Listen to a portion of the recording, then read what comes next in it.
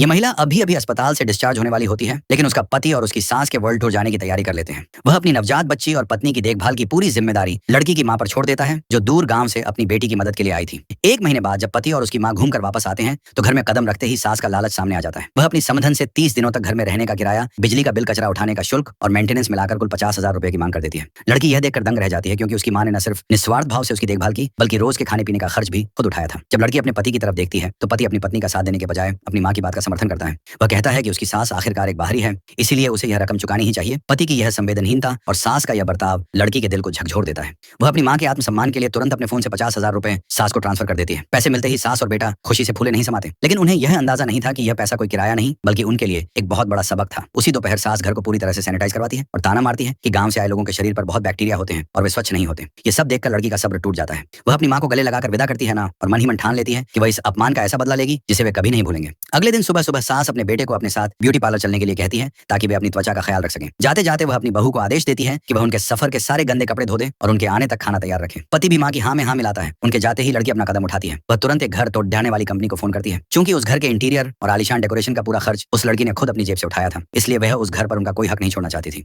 वह अपना सामान और बच्ची को लेती है और कहती है, तुम्हें क्या लगा था बच्चा होने के बाद मैं तुम्हारी गुलाम बन जाऊंगी और तुम्हारा हर अत्याचार सहूंगी? तुम गलत थे। मुझे यह शादी अब नहीं चाहिए। जब सास और बेटा पार्लर से बेहद खुश होकर घर लौटते हैं, तो जैसे ही वे दरवाजा खोलते हैं, उनके पैरों तले जमीन खिसक जाती है। आलीशान और खूबसूरत घर अब एक मलबे के ढेर में तब्दील हो चुका था। पूरा घर सिर्फ कंक्रीट का एक ढांचा बनकर रह गया था। दोनों माँ बेटे मलबे के बीच खड़े होकर बस एक दूसरे का मुंह ताकते रह जाते हैं।